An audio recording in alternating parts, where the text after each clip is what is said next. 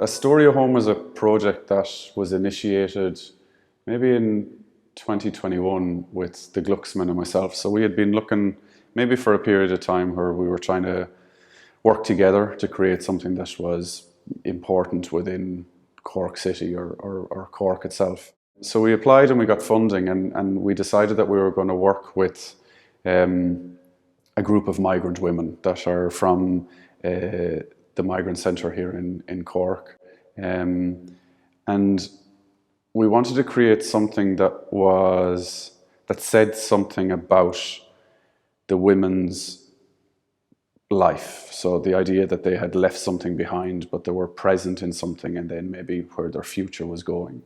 And A Story of Home was a theme or an idea that everybody could come together and share an experience of. It was quite a simple and a clean idea. The background that you can speak about where you grew up and what life was like, and the joy that brings. And yes, we all kind of move, and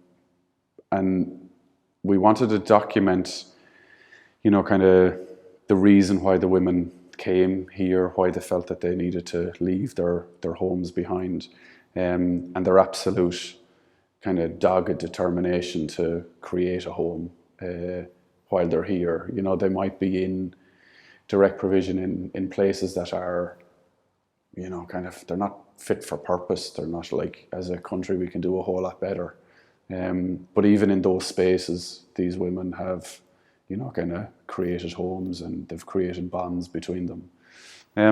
So it was a really energetic project, and it was quite maybe profound at times. You're getting 35 women together. Some are being bussed in from towns that are a couple of hours away. They're all coming from different points, and then they congregate. So it was really important that they got to kind of have a chat amongst themselves and, kind of find their own feet. Some came with family members, some came with, young children and old children. But together over the course of 6 projects, we determined, what our understanding was of home. So all of the drawings are temporary. They have a lifetime, and then kind of they move on. A lot of my peers at the time would have been making art in the streets with a can, so with spray paint, but that didn't really fit with the theme of the stuff that I was looking at. So, like, how could I explain it? If a person might have a low period of mental health in their life, it might be a time that might go from a couple of days to a couple of weeks or a couple of months. Generally, unless it's a very, very serious diagnosis, it doesn't last for a lifetime. So I was trying to, in my work, also with the temporary nature of it, saying that, okay, this might be how you feel at this time, but that can wash away, or that can change. And that as you grow older, like, I could draw or install different portraits of the same figure repeatedly, but they're not always going to be in the same mental state or the same, kind of feeling, or even want to say the same thing. So by having this stuff temporary, it fitted very much into the themes that I wanted to look at. Plus, I didn't necessarily...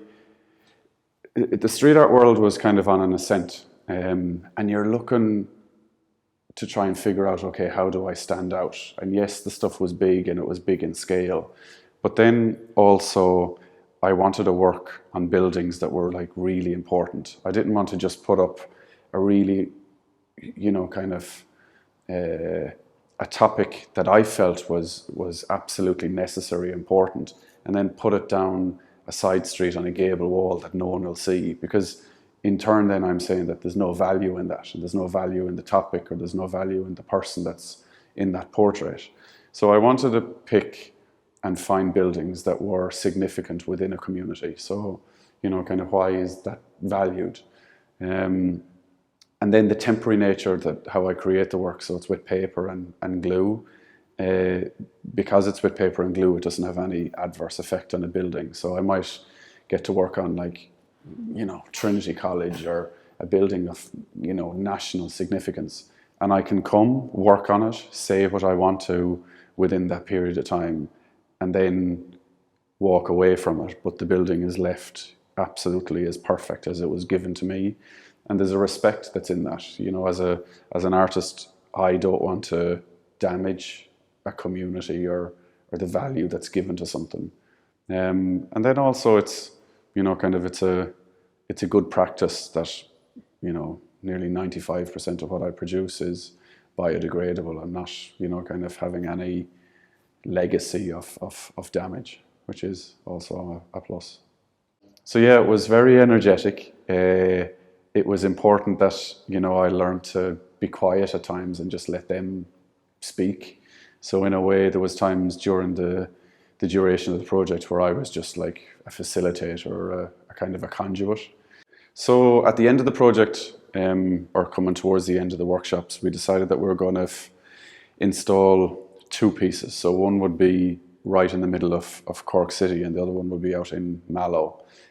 So we were able to secure like a beautiful building that was right in the heart of Mallow, called Mallow Castle. And this drawing of Joyce and her daughter was chosen to be the piece that went on the castle, and it was stunning because for Joyce, you know, kind of home was her family, and her family has grown over the last couple of years. One of the things that we asked the participants to do was to bring in an object that they could talk about that, you know, kind of spoke of home. And one of the objects that she brought in was like the swaddling cloth that was used to hold on to Benny. So it was really important that became that portrait or that image. You know, there's a mother that's, you know, kind of starting a home and a life and a family, and there's joy that's in that. So it was really good to be able to put that on Mallow Castle. And the idea that, you know, you have a really old building that's important and has been situated in a town for, you know, a couple of 100 years, and, you know, is part of the fabric of that place. And then you have somebody that, you know, has just moved to that place by living in direct provision. And, you know, kind of that place is part of them, and they are part of that place. You know, kind of, there's no necessarily one person that makes a place. It's a community is made by people that come and go. And then the other one then that we did in Cork City was a Salama. And we had looked at how we, you know, kind of could visually describe home. And Salama has 4 daughters, and again, you know, kind of family is really at the forefront, and, you know, kind of it's everything, and determines what home is for Salama. So each of her daughters creates that home shape that's above her head, and then we installed that right on O'Sullivan's Quay, right in the heart of Cork City. So there were 2 like really good women to work with, and all of the other 35 women, you know, kind of were delighted that it was those 2 women that were chosen to represent them on the walls in Cork. The last stage of the project, A Story of Home, is that they were acquired or bought by the Glucksman and UCC in Cork. And that gives, you know, the project a sense of being permanent. It was an important project, you know. A Story of Home, it's telling the story of what Ireland is, you know, kind of. It's sometimes Ireland isn't a great place, and the idea that, you know, kind of the direct provision system incurs an awful lot of hurt and trauma that's on people. But the energy that's in the room, yes, we kind of wanted to create a comment that was on that. But then on the flip side of that, there was, you know, immense joy and laughter and vulnerability and trust that was, you know, kind of a fundamental part of the project. So I think it's important that's understood as well. You know, the topics are heavy, but even within, you know, kind of that heaviness and those important conversations. You know, there's people that's at the end of it and that's behind it, and they come, you know, kind of with a whole lot of emotion. So yes, it is a, you know, kind of a heavy thing and a heavy thing to discuss, but also it was like a joy to work with women and, you know, kind of people like that. And it's why I love this type of work. You know, you don't know who you're going to meet at any period of time. You don't know what, you know, kind of project you're going to move on to, but you know that yes, there's going to be hard questions, but there's also going to be like kind of great moments of joy and crack and just good energy, and that kind of drives you on. Well, it definitely drives me on as an artist to keep going with this type of work.